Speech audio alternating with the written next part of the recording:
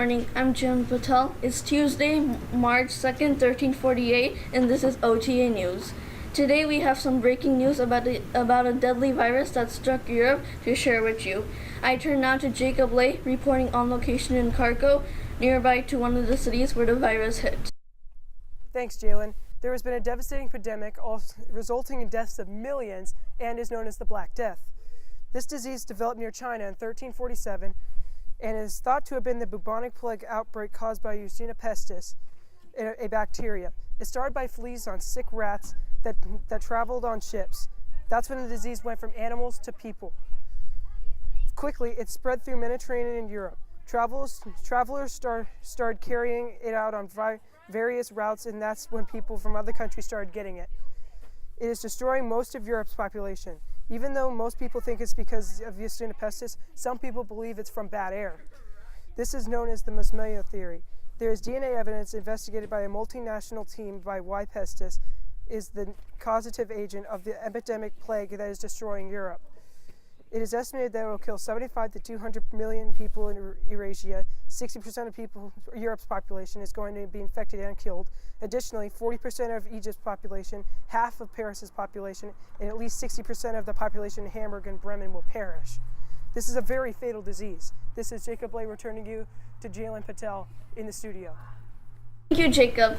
As he said, the plague spread from animal populations to humans to fleas and rats. Plague bacteria stifled the vital organs of those infected. Then, in the map, you can see that it will spread very fast and how and where it may spread. Last year, humans started seeing signs of the disease in China. At the end of the year, the plague reached Venice and Genoa. This year, it was carried by a ship to Corona. Then it got to France. Soon it reached London. After that, the plague reached also Norway. In 1349, we estimate that 200 people in London might die every single day of this disease. And then spring of 1349, this disease will spread in Wales and the north of England. It will even reach Germany, Sweden, and Poland. Then in 1350, Scotland and Germany. But soon enough, the plague will die out. The plague might reduce the world population in the 14th century. It will take a little over 200 years for the population to recover to what it was before. I turn now to Mike Lee, reporting on location in Milan. He is interviewing Colin Givens, who is a victim of the deadly disease. To you, Mike. So how have you been feeling with this disease? Have you been doing bad? How do you feel in general? Well, I've had the plague for a few months now. My family's had it, and I feel very bad. It's spreading to my family and friends and family and everyone I know. I'm very sorry to hear about that. What symptoms have you been having because of this disease? Any vomiting, diarrhea, etc.? Well, I've been having fever over 106 degrees, and I'm having a headache every day. I've also had vomiting and nausea. Oh, that doesn't sound good. Well, hope you feel better, and thank you for your time. Back to you, Jalen. Thank you, Mike. There has been many effects since the wake of the plague, socially, environmentally, and economically. One includes that Europeans thought that people in different countries were poisoning water supplies to ruin European civilization.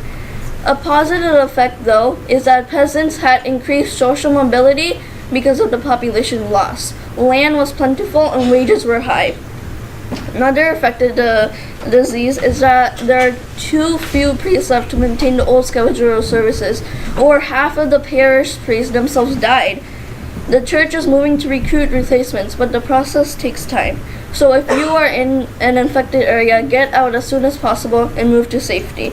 And that is the news on Tuesday, March 2nd, 1348, about the plague in Europe.